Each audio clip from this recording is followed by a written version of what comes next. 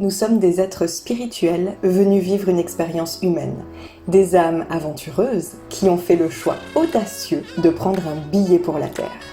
Le truc, c'est qu'on nous largue ici sans GPS ni itinéraire détaillé. La destination de notre âme n'est malheureusement pas répertoriée dans Google Maps.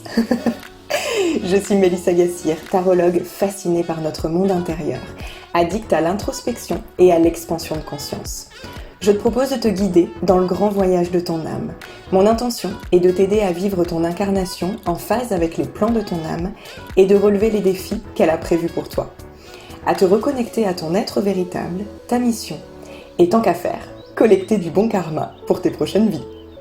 Dans ce podcast, j'ai une approche de la spiritualité simple, accessible et concrète pour que tu puisses l'appliquer dans ton quotidien. Je te partage les aventures et apprentissages de mon âme, ainsi que mes meilleurs conseils pour te connecter à la tienne. Je te souhaite la bienvenue à bord de Soul Trip. Prête pour le départ ? Embarquement immédiat.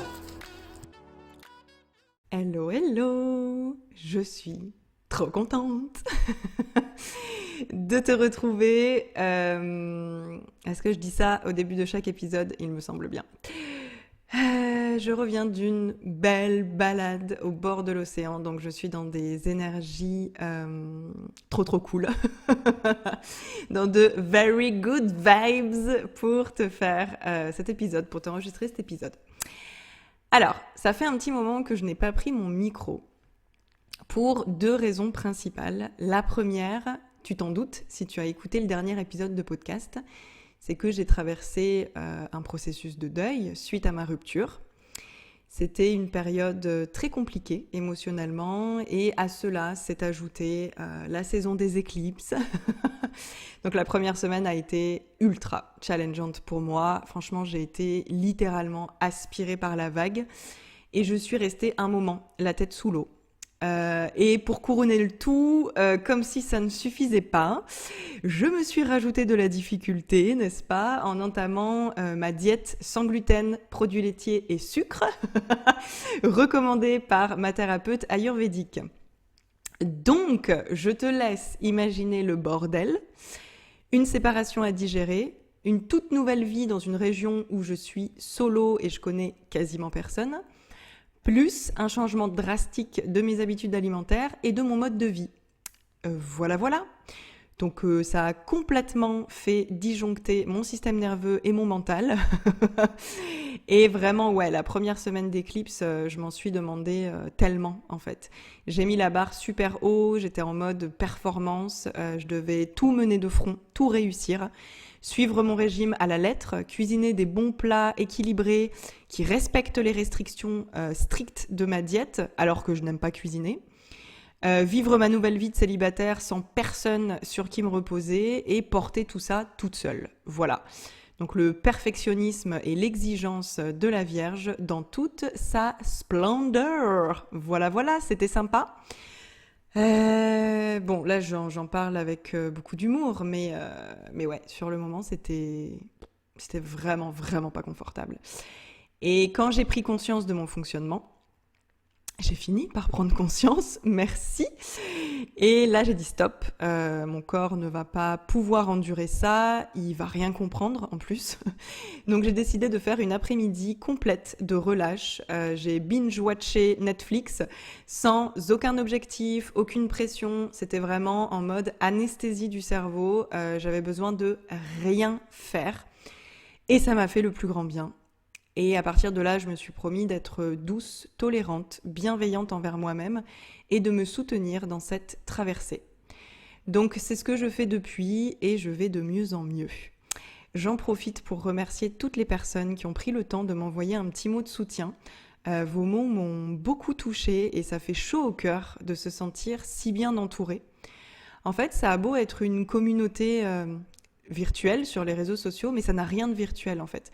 Je suis vraiment pleine de gratitude pour ma communauté. J'ai vraiment l'impression d'avoir trouvé ma tribu d'âme, des personnes qui me ressemblent, avec lesquelles je partage des valeurs communes et qui sont là en fait dans les moments difficiles, parfois même plus que des amis de longue date. Donc merci à toi d'en faire partie. Bon, je me suis déjà pas mal étalée. Et je n'ai toujours pas parlé de la deuxième raison pour laquelle je n'avais pas encore repris mon micro. En fait, j'avais pas trop d'idées. Je savais pas trop quoi partager parce que je pense que j'avais peur de ne pas être à la hauteur. Les 2 derniers épisodes de podcast ont été très intenses et puissants. J'ai reçu tellement de retours que je crois que je savais pas trop comment revenir après ça en fait. Je savais pas comment faire aussi bien. Bonjour le retour de la performance. Mais en fait, ouais, j'avais le sentiment que ça allait être fade, que ça allait être genre, que ça allait retomber comme un soufflet. Et puis, je me suis rappelé pourquoi j'avais lancé ce podcast, avec l'intention de partager spontanément, dans la joie et le plaisir. Alors, me voilà avec un nouvel épisode qui sera sans doute totalement décousu, mais c'est ok. Et puis pas tant que ça en fait, pas tant que ça. Parce qu'une fois que je me suis posée pour écrire, en fait, les choses sont venues de manière assez fluide. J'ai appelé cet épisode « S'affirmer et prendre sa place » car c'est l'énergie de ce mois de novembre. Ça, je le sais grâce à ma numérologue préférée, Elodie, avec laquelle j'organise des ateliers numéro tarot. D'ailleurs, on a déjà les dates des prochains qui auront lieu début décembre, donc contacte-moi si tu es intéressé. Je ferme la parenthèse. Ce mois porte l'énergie 8 et on nous invite, entre autres, à exprimer nos besoins, à poser nos limites et à se positionner. C'est quelque chose que je suis encore en train d'apprendre. En plus, pour couronner le truc, je suis chemin de vie 8. Donc moi, c'est plus. Donc là, en fait, je suis chemin de vie 8, de manière générale. Je suis en mois 8, puisque le mois de novembre, universellement, est un mois 8.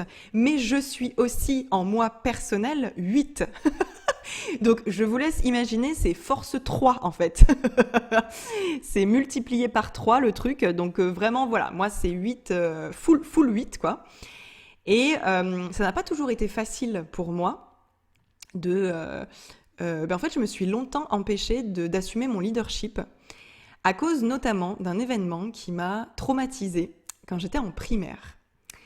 Plus jeune, je n'avais aucun mal à être une leader. J'adorais tout contrôler, tout régenter, commander mes copines.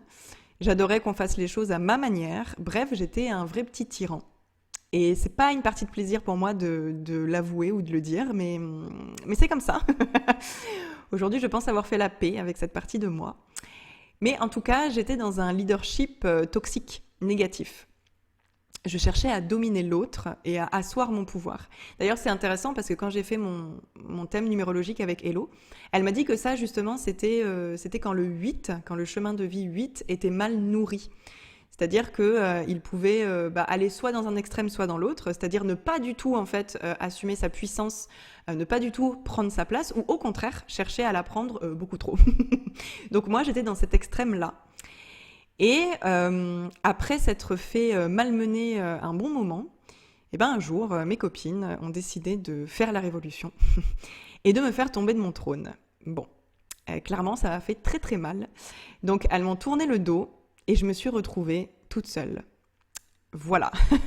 Ça a été très très difficile. Et à partir de là, j'ai construit la croyance que si je prenais ma place, je faisais du mal aux autres en fait. Alors du coup, j'ai perdu toute confiance en moi. Je suis passée dans l'autre extrême. Ne surtout pas trop m'affirmer. Ne pas trop déranger. Et je crois que j'en ai souffert hyper longtemps, mais surtout, en fait, j'avais honte. J'avais super honte. Je culpabilisais énormément d'avoir été cet enfant vraiment pas sympa, par moments, et qui menait, en fait, son monde à la baguette, par le bout du nez. Et c'est seulement récemment, en mettant de la conscience dessus, que j'ai pu apaiser mon cœur. J'ai pardonné celle que j'avais été, j'ai fait preuve de compassion envers moi-même, parce que sans doute que cet enfant se comportait comme ça, enfin que je me suis, je parle de moi à la troisième personne, que je me suis comportée comme ça parce que c'était, mais sans doute parce que c'était en fonction aussi de mes blessures à moi, mes croyances, mes souffrances, et puis voilà, j'ai fait ça en fonction de mes outils du moment et de ma conscience du moment surtout, qui n'était pas très élevée, j'étais une enfant. Donc, je me suis rendu compte aussi, alors déjà qu'aujourd'hui, je ne suis plus du tout la même personne. La vie m'a enseigné beaucoup de sagesse, mais qu'en plus, je pouvais être une leader lumineuse. Je pouvais prendre ma place avec amour, sans écraser les autres, au contraire en fait, en leur contribuant et en les aidant à s'élever. Donc aujourd'hui, c'est quelque chose que j'ai intégré et qui se manifeste notamment dans mon entreprise. Donc bien sûr, je vois en fait que je prends entièrement ma place parce que déjà je me sens parfaitement à ma place. Donc ça aide, je me sens légitime, je me sens compétente, j'ai totalement confiance en moi et en ce que je propose. Mais je commence aussi à l'observer dans d'autres sphères de ma vie. J'en parlais déjà dans l'épisode précédent, j'apprends tout doucement à prendre ma place d'adulte et plus de petite fille avec mes parents. Et aussi, en décidant de me séparer, je m'autorise à affirmer mes besoins, à penser à moi, à me faire passer en priorité et en fait à prendre les rênes de ma vie, tout simplement. J'ai remarqué récemment aussi que je pouvais le faire avec des gens que je ne connaissais pas ou que je connaissais moins. Ce qui est, je trouve, plus difficile. Parce que, comme j'ai confiance en l'amour que me portent mes proches, du coup, je me permets davantage de choses. J'ai pas peur de leur jugement. Et je sais qu'ils n'arrêteront pas de m'aimer pour autant. Donc voilà, c'est un peu une... genre, je me sens en sécurité, je sais que voilà, leur amour ne va pas s'arrêter. Donc du coup, je me permets. Et c'est pour ça, je pense qu'on est plus facilement désagréable, malheureusement, avec quelqu'un de très proche qu'avec une personne qu'on connaît moins. Parce qu'avec cette personne-là, on va vouloir la charmer, entre guillemets. On va vouloir faire bonne impression devant elle. Alors qu'avec nos parents ou notre mec, comme ils nous connaissent sous nos pires aspects, il n'y a pas besoin de faire d'efforts, quoi. Je suis sûre que tu vois de quoi je parle. Bref, le dernier exemple en date, j'en suis assez fière, je dois dire. J'étais à un salon spirituel avec Hello le week-end dernier. Et à un moment donné, on passe devant un stand. La nana nous interpelle. Elle invite Hello à s'asseoir et il y avait des cartes sur la table. Donc du coup, je me dis qu'elle va lui faire un tirage de cartes. Mais pas du tout, pas du tout. En fait, elle commence à nous parler de ce qu'elle propose, alors qu'on lui avait rien demandé et qu'on n'avait même pas sollicité, quoi. Et elle se met à parler. Et franchement, j'aime pas du tout son énergie. Elle est dans la vente et dans le marketing à fond. Moi, ça me repousse plus, ce genre de discours. Et franchement, on va se le dire, ce qu'elle a à dire, je m'en fous royalement. Mais vraiment, genre, ça ne m'intéresse pas le moins du monde, quoi. Et en plus, on avait décidé d'assister à une conférence et je vois qu'on a déjà du retard sur le début de la conférence. Donc, je commence à m'impatienter. Et voyant qu'elle va nous tenir la jambe encore très longtemps, je ne tiens plus. En fait, c'est plus possible pour moi de me retenir. En fait, c'est assez fou. Et du coup, je lui dis, je suis désolée de vous couper, je voudrais surtout pas paraître grossière, mais en fait, on ne fait pas du tout partie de votre clientèle cible et notre conférence a commencé. Donc, on va devoir vous laisser et on repassera vous voir plus tard. Et je lui balance ça avec tellement d'aplomb, je lui ai genre vraiment pas laissé le choix. Parce qu'en fait, à ce moment-là, il était primordial pour moi, nécessaire vraiment de poser ma limite. Et Hello a donc halluciné et elle m'a confié qu'elle n'aurait jamais été capable de le faire. Elle aurait gentiment écouté la dame déblatérer son truc sans savoir comment s'en dépêtrer. Donc, je trouve que c'est une belle illustration de prendre sa place. C'est-à-dire ne pas laisser quelqu'un ou quelque chose envahir notre espace. Prendre de notre temps ou de notre énergie sans notre consentement. Si on n'est pas OK avec ça. Et en fait, ce que j'observe aussi, ce que je constate, c'est que c'est tout à fait possible de poser le cadre dans la douceur, dans la bienveillance, dans la gentillesse, pour que la personne en face comprenne. Et à la fois, de rester ferme. Tu vois l'expression « une main de fer dans un gant de velours » c'est exactement ça. C'est en fait, je m'aime et je me respecte suffisamment pour savoir ce dont j'ai besoin, pour exprimer ces besoins et pour poser mes limites. Mais par contre, je suis capable de le faire avec un grand sourire et avec beaucoup de gentillesse. Voilà, c'est un petit peu l'idée. Et la vie m'a apporté pas mal de situations justement où pouvoir tester ma capacité à prendre ma place. Mais ça a été surtout sur cette dernière année-là. Au printemps, notamment, j'avais pris une très grande décision pour mon entreprise. Peut-être que tu t'en rappelles si tu étais déjà là. J'ai délégué ma communication sur les réseaux sociaux parce que je n'aimais pas particulièrement le faire et que j'estimais que des gens dont c'est le métier le feraient beaucoup mieux que moi. Donc, je me suis engagée pour 3 mois parce que apparemment c'était le temps nécessaire pour voir des résultats. Sauf que très rapidement, je me suis rendu compte que la personne qui s'occupait de mes posts Instagram ne convenait pas.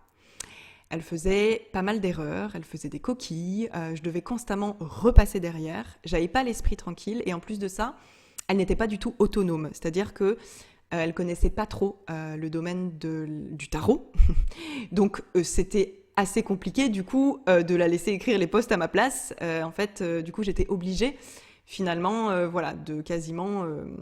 c'était plus de la co-écriture que vraiment de la délégation entière, en fait. Et puis, les posts manquaient de consistance, ça manquait de saveur, ça manquait de relief, c'était un peu fade. Si tu me suivais déjà à cette période, tu l'as d'ailleurs peut-être remarqué. Je sais que certaines personnes m'ont fait la remarque, et c'est quelque chose que moi je voyais aussi et qui me dérangeait beaucoup. Donc, j'avais fait remonter mes insatisfactions à la coordinatrice qui m'avait rassurée et qui m'avait conseillé de laisser du temps. Et à ce moment-là, je me suis dit, oui, mais ça, c'est vrai, putain, calme-toi. Voilà, je me suis dit, t'es trop exigeante, tu veux tout contrôler. Voilà, il faut que tu lâches prise. Donc, prends sur toi, lâche prise, c'est un très bon exercice. Mais plus le temps passait et moins c'était OK. Les posts ne correspondaient plus du tout, en fait, à mon énergie ou à ce que je voulais exprimer. Et surtout, le plus important, je ne constatais aucun résultat. Genre, pas plus de ventes, pas plus d'abonnés, pas plus d'engagement de ma communauté, rien. Alors que c'était quand même l'objectif de départ. Donc j'étais vraiment arrivée à un stade où à chaque fois qu'un post était publié par ma community manager, ça se contractait dans tout mon corps et en moi, ça faisait non, c'est pas possible. Limite, j'avais envie d'effacer les posts, quoi. Donc c'était vraiment, c'était devenu assez invivable. J'ai donc décidé d'en parler à la personne qui chapeautait la collab en lui disant que ce n'était plus possible pour moi, que ça ne correspondait pas du tout à mes attentes et que je souhaitais arrêter. Ce à quoi elle m'a répondu que j'étais encore engagée pour 1 mois et que la community manager n'avait pas pris d'autres contrats puisqu'elle avait le mien, et que ça risquait de la mettre dans la panade. Donc voilà, elle a clairement joué la carte de la culpabilité, cette bonne guerre, elle défendait son bout de gras, et en plus, ça a fonctionné, puisque j'ai culpabilisé. Et j'ai culpabilisé, je suis quelqu'un de très loyal, donc ça me coûtait en fait de me désengager, alors que j'avais donné ma parole, alors que j'avais signé un contrat. Ça, c'est vraiment pas dans mes habitudes. Du coup, j'ai proposé une solution à contre-cœur, qui ne me convenait pas du tout, mais je l'ai proposé quand même. Donc l'idée, c'était que je reprenne l'écriture de mes posts et que la community manager n'avait plus qu'à les programmer et à ajouter les hashtags. Donc en gros, à s'occuper de 10% du job. J'ai contacté la coordinatrice pour revoir les tarifs à la baisse, étant donné que la mission avait changé. Donc à ce moment-là, elle m'a bien rappelé que c'était moi qui avais voulu changer les termes du contrat. Donc voilà, elle m'a bien renvoyé ma responsabilité en se dédouanant. Et elle m'a proposé une ristourne qui était vraiment dérisoire. Donc à ce moment-là, j'avais 2 options. M'écraser et accepter ce deal qui n'était pas du tout équitable. Ou alors, porter mes ovaires et prendre ma place. Après avoir très longtemps débattu avec moi-même, j'ai fait le choix numéro 2. Franchement, c'était extrêmement inconfortable pour moi parce que je déteste les conflits. Donc je lui ai dit que tant qu'on ne trouverait pas un terrain d'entente, je bloquais la collaboration et je n'enverrais plus mes posts à la community manager. Et là, en fait, je me suis rendu compte que finalement, c'était moi qui étais en position favorable, alors que depuis le début, je pensais devoir dire amen à tout ce qu'on m'imposait sans broncher, juste parce que j'avais signé un contrat, en fait. Donc, la coordinatrice a exceptionnellement accepté de rompre le contrat 1 mois avant. Alléluia! Et là, vraiment, je me suis remerciée d'avoir eu le courage de m'affirmer, même si ça a été très, très difficile et très challengeant pour moi. voilà, j'ai été récompensée. Test de l'univers, check. Test réussi. Et morale de l'histoire quand même, personne, absolument personne ne peut écrire mes posts, ou en tout cas écrire du contenu, créer du contenu sur les réseaux sociaux à ma place, parce que personne n'a la capacité de transmettre ma vibration à moi. Et c'est vraiment ça en fait qui manquait derrière les posts, c'était ma patte, c'était mon énergie, c'était ma vibe à moi, ma fréquence énergétique. Et ça, personne ne peut le faire à notre place en fait. Donc bref, c'était une belle leçon, c'était très intéressant. Et aujourd'hui, je n'écris plus du tout de posts Instagram, hormis pour annoncer mes ateliers tarot mensuels. Et mon business ne s'est jamais aussi bien porté de toute ma carrière. Donc comme quoi, hein, voilà. Mais c'était un bel apprentissage.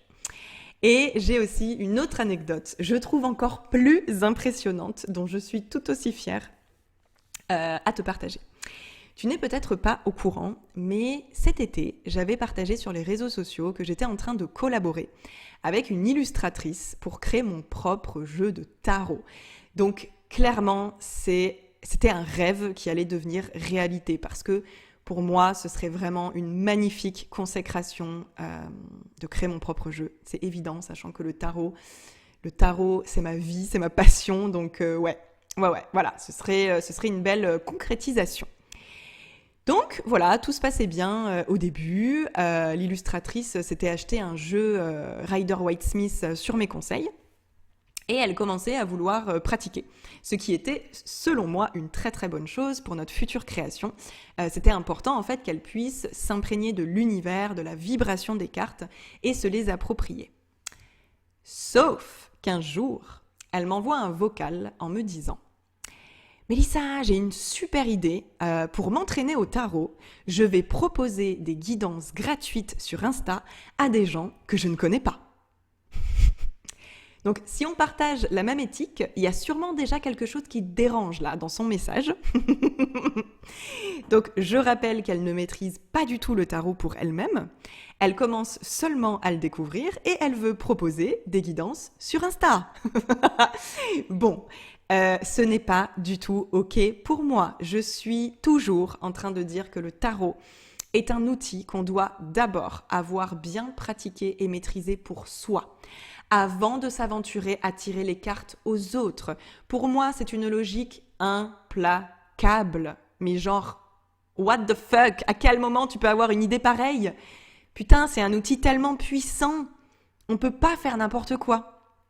Donc, je lui explique très tranquillement, très calmement, que je ne lui recommande pas de le faire parce qu'elle ne connaît pas encore l'outil et que quand on touche à l'humain, on ne peut pas se permettre de raconter n'importe quoi ou de donner n'importe quel conseil aux gens, d'autant plus si on ne les connaît pas.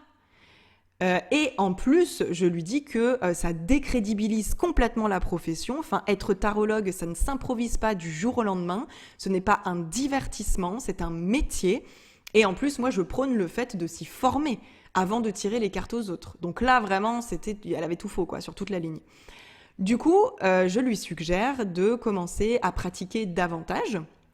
Donc, peut-être de se trouver une copine débutante avec laquelle elle pourra s'entraîner. Si elle veut vraiment proposer des guidances, qu'elle le fasse à des personnes de son entourage, qu'elle connaît, en leur précisant qu'elle est en train d'apprendre. Ou aussi la possibilité de rejoindre mon programme Moonlight pour pouvoir avoir des tirages sur lesquels se faire la main et une régularité dans sa pratique. Donc voilà, en gros, je lui expose mon opinion, je lui donne mes arguments et je lui propose plusieurs alternatives. 3 jours plus tard, je découvre dans sa story une proposition de guidance. LOL, je te laisse imaginer ma tête à ce moment-là. Donc là, vraiment, sa story, ça voulait dire « cause toujours, tu m'intéresses ». Vraiment, la nana fait ce qu'elle veut, quoi. Donc bien sûr qu'elle fait ce qu'elle veut puisqu'elle a son libre arbitre. Et moi, je ne peux pas l'empêcher de faire ce qui lui chante. En revanche, là où ça me pose un gros souci, c'est que nous sommes en collaboration et que mon nom va être associé au sien sur un jeu de tarot. Donc à partir de là, c'est plus OK du tout pour moi. J'ai laissé passer quelques jours pour faire retomber la pression et surtout ne pas prendre de décision hâtive. Puis, je lui ai envoyé un vocal en lui expliquant que ça me posait un gros problème d'éthique et que je ne pouvais pas travailler avec quelqu'un qui allait à l'encontre de mes valeurs profondes. Je suis beaucoup trop entière pour ça, ça n'aurait pas fonctionné. J'ai donc décidé de stopper la collaboration, même si ça signifiait renoncer à la création de mon jeu, mais mes convictions sont trop importantes pour que je m'assoie dessus. D'ailleurs, j'en profite pour lancer ma petite demande dans l'univers. Donc je n'ai plus d'illustratrice, j'aimerais travailler avec une illustratrice ou un illustrateur d'ailleurs, en accord avec mes valeurs, qui partage mes valeurs, qui connaît un peu le tarot, c'est mieux, pour pouvoir créer ensemble un merveilleux jeu de tarot. Voilà, donc c'est lancé, ma petite bouteille est envoyée à la mer. Du coup, c'est en partie ce que je vais te partager dans l'atelier tarot qui a lieu mardi prochain à 18h et qui s'intitule « Comment mener une guidance ». Je vais vraiment parler de mon éthique, donc de ma vision du tarot bien sûr, mais surtout de mon éthique liée au tarot, de la responsabilité partagée quand on réalise une guidance. Il y a une responsabilité de notre côté en tant que tarologue et de l'autre côté, du côté de la personne qui consulte. Je parlerai aussi de la posture d'accompagnement à adopter, la conscience de ce qu'on peut générer chez l'autre quand on fait remonter des choses avec les cartes, la gestion de ses réactions aussi, ça c'est pas mal, et plein d'autres choses trop cool comme toute ma méthodologie et des mises en situation. Donc ça va être trop fun, on va pratiquer ensemble, je me réjouis. Il y a déjà une belle petite team qui est en train de se créer, donc c'est trop chouette. Et si ça t'intéresse de nous rejoindre, je te mets le lien d'inscription dans la description du podcast. Je pense que pour en revenir à notre thème principal qui est le fait de s'affirmer et de prendre sa place, je pense que ça demande d'être hyper solide sur ses appuis, d'être au clair avec ses valeurs, avec ses besoins, d'avoir une belle sécurité intérieure, de s'aimer suffisamment pour se dire si ça plaît pas ou que ça dérange, c'est pas mon problème. C'est l'autre avec lui-même. Je ne suis pas responsable de comment il va le percevoir ou l'interpréter. Et en fait, de se foutre d'être jugé ou rejeté. Donc j'ai beaucoup bossé sur ma blessure de rejet cette année et j'en vois clairement les résultats. Mais bien sûr, dans la mesure où on reste, dans la mesure où on ne fait pas de la méchanceté gratuite. Je le précise, je pense que c'était assez clair. Mais voilà, bien sûr, on redonne la responsabilité à l'autre dans la mesure où on s'est écouté, où on s'est respecté, où on s'est aimé, en fait, tout simplement, et où on a posé nos limites. Mais voilà, comme je le disais, ces choses-là peuvent être faites de manière tout à fait cordiale, n'est-ce pas ? Ça me fait vachement penser à l'énergie du 7 de bâton dans le tarot, qui défend ce à quoi il croit et qui lui semble juste coûte que coûte, qui ne se laisse pas influencer par l'extérieur, qui reste vraiment imperturbable, sûr de lui, ou ça me fait aussi penser à la roue de fortune, qui est tellement ancrée, qui a des fondations et des bases tellement bien enracinées que rien ne peut l'ébranler. La roue peut bien se mettre à tourner, elle va s'adapter sans aucun problème, comme la métaphore du roseau qui plie mais qui ne cède pas. Donc je trouve ça hyper intéressant et c'est vraiment deux cartes mais sur lesquelles je peux t'inviter d'ailleurs en tout cas avec lesquelles je peux t'inviter à travailler ou à méditer si c'est un travail que tu as envie d'entreprendre, si c'est quelque chose que tu as envie d'incarner davantage ce mois-ci. En plus, je te le rappelle, c'est le mois parfait pour ça. Mais bon, encore une fois, c'est un travail de toute une vie. Moi, ça fait un moment déjà que j'essaye d'être davantage dans cette assertivité, dans cette affirmation de moi-même, dans cet amour aussi, parce que c'est logique, plus on s'aime, plus plus on incarne ce 7 de bâton, là, vraiment ce truc de non mais moi en fait je crois tellement profondément en mes valeurs, en mes convictions, en fait, je les défends coûte que coûte, quoi. Et je laisserai personne les piétiner, quoi. Il y a vraiment quelque chose de cet ordre-là. Et je pense que pour ça, il faut quand même avoir pas mal d'amour propre. Il faut avoir confiance en soi, une belle estime de soi aussi. Et voilà, c'est vraiment des thèmes, je pense, essentiels, très très importants à travailler dans sa vie. Et c'est un bon moment pour le faire. Donc vraiment, voilà. Après, j'ai pas... Tu vois bien, hein, cet épisode n'est pas un mode d'emploi. C'est très rare, d'ailleurs, que je fasse des épisodes de podcast mode d'emploi. Parce que je pense qu'on a tous, en fait, déjà nos propres apprentissages, nos propres expériences à vivre, à faire. Et ce sera de manière différente en fonction de chacun. Mais aussi parce que tout simplement, on vit les choses différemment. Et je pense pas qu'une recette miracle puisse convenir à tout le monde. Enfin, en fait, j'en suis même persuadée. Ça ne marche pas. Ça ne marche pas. Donc je pense que par contre, donner des exemples, des illustrations, des anecdotes de sa propre vie, ça, en tout cas moi, c'est quelque chose que j'aime énormément écouter ou regarder, voilà, chez d'autres. Et je pense que ça peut vraiment déclencher des choses et donner envie à son tour de trouver des clés dans sa propre vie. Donc voilà, je ne peux que t'encourager à être leader de ta vie, à prendre ta place, à t'autoriser à prendre ta place, à reconnaître ta valeur, à poser tes limites, à exprimer tes besoins et à rayonner, tout simplement. Ouais, je pense que ce sera une très belle conclusion. Je te retrouve très vite pour un prochain épisode et en attendant, je t'embrasse bien fort. Je te remercie pour ton écoute et j'espère que tu as apprécié le voyage. Si c'est le cas, je t'invite à laisser 5 étoiles sur Apple Podcasts, Spotify ou n'importe quelle plateforme qui te permette de le faire. Un petit mot doux me ferait très plaisir aussi et tu peux m'aider à faire connaître le podcast en le partageant autour de toi. Tu auras ma reconnaissance éternelle. Je t'embrasse et on se retrouve très vite pour un prochain épisode.